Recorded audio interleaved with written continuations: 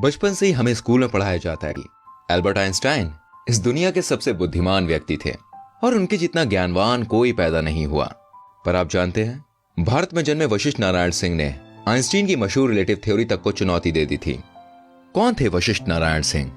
क्यों इनके बारे में हमें नहीं पढ़ाया जाता, न इन पर कोई किताब लिखी गई?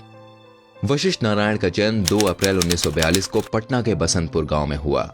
उनके पिताजी एक पुलिस कांस्टेबल थे और 5 भाई बहनों के परिवार में आर्थिक तंगी हमेशा डेरा जमाए रहती थी, लेकिन इससे उनकी प्रतिभा पर कभी कोई ग्रहण नहीं लगा। वशिष्ठ नारायण एक चाइल्ड प्रोडिजी थे और उनका दिमाग बहुत तेज था, इतना तेज कि उन्होंने गरीबी तक को पीछे छोड़ दिया। उन्होंने अपने बलबूते पर पटना यूनिवर्सिटी में एडमिशन लिया। यूनिवर्सिटी में एडमिशन लेने से पहले लोग सिर्फ उन्हें एक होशियार स्टूडेंट मानते थे, पर यूनिवर्सिटी में कुछ ऐसा हुआ जिसने सबको चौंका दिया। दरअसल वो मैथ्स में अपने क्लास के ही नहीं, अपने सीनियर्स के भी सवाल सॉल्व कर देते थे। कॉलेज के प्रिंसिपल डॉक्टर नागेंद्र नाथ, जो खुद एक मैथ्स के प्रोफेसर थे, भाई वो वशिष्ठ से काफी परेशान थे, क्योंकि वशिष्ठ मैथ्स की क्लास में अपने टीचर से अजीबोगरीब सवाल पूछते थे और उनके टीचर्स को भी नहीं आता था, और टीचर के गलत पढ़ाने पर वो अपने टीचर को डांट तक देते थे।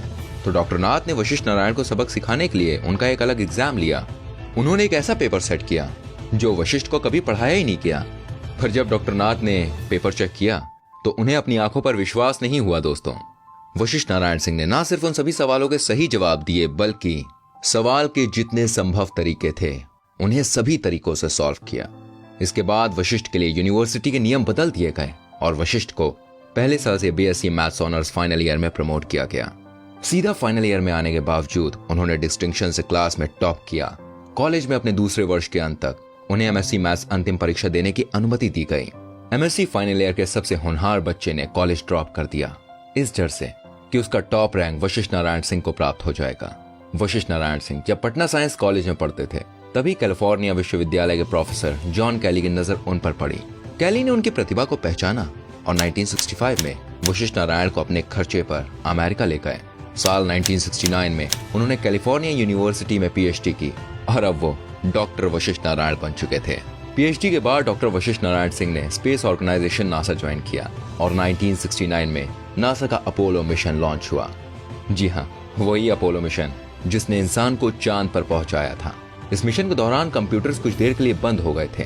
तब वशिष्ठ नारायण सिंह ने ही एक गणित लगाकर एक हिसाब निकाला और जब कंप्यूटर्स चालू हुए तो वशिष्ठ और कंप्यूटर का कैलकुलेशन एक ही था। 1973 में उन्होंने भारत आकर शादी कर ली और फिर अपनी पत्नी के साथ अमेरिका वापस चले गए। जिंदगी में सब कुछ बढ़िया था।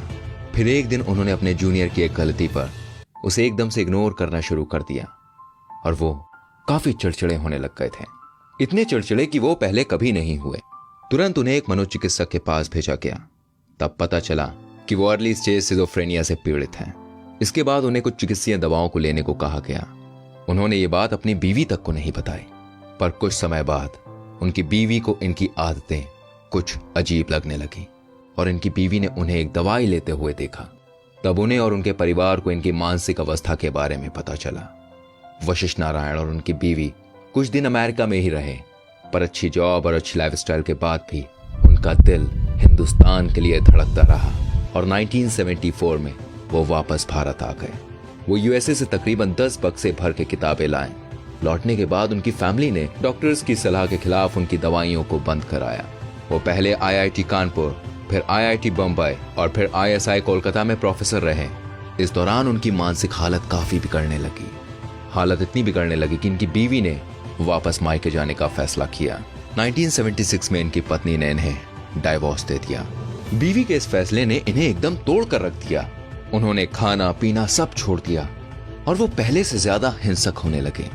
इनकी हालत से परेशान होकर घर वालों ने भी इन्हें कांकी मेंटल असाइलम भेज दिया। असाइलम के दौरान उनका इलाज हुआ और उनकी हालत में सुधार देखा जाने लगा। फिर 1990 में इनके पिता का देहांत हो गया और अंतिम संस्कार के लिए इन्हें असाइलम से पैरोल पर छोड़ दिया गया। वशिष्ठ ने वापस असाइलम जाने से मना कर दिया और जैसे कि उनकी हालत में काफी सुधार था, उन्हें असाइलम से डिस्चार्ज कर दिया गया। उनके भाई अयोध्या सिंह आर्मी में थे। उनकी पोस्टिंग पुणे में हुई तो वशिष्ठ नारायण भी उनके साथ पुणे चले गए। 1991 में ये चेकअप करने के लिए रांची के लिए निकले और बीच रास्ते में ट्रेन से गायब हो गए। उन्हें खूब ढूंढा गया पर कोई पता नहीं चला।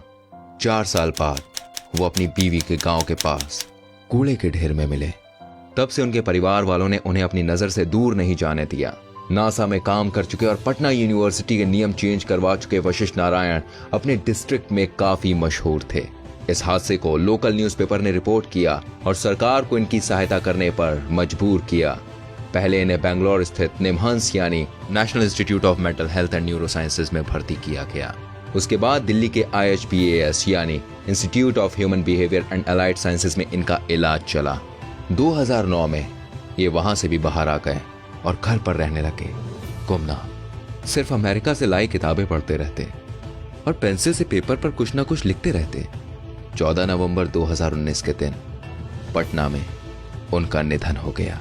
उनके निधन के बाद सोशल मीडिया पर एक फोटो बहुत तेजी से वायरल हुई जिसमें उनके परिवार वाले सरकारी एम्बुलेंस के लिए परेशान देखे जा रहे थे। फोटो वायरल होने पर बिहार सरकार ने अपनी इमेज को बचाने के लिए सरकारी एम्बुलेंस मुहैया कराई और इनका अंतिम संस्कार राजकीय सम्मान के साथ हुआ।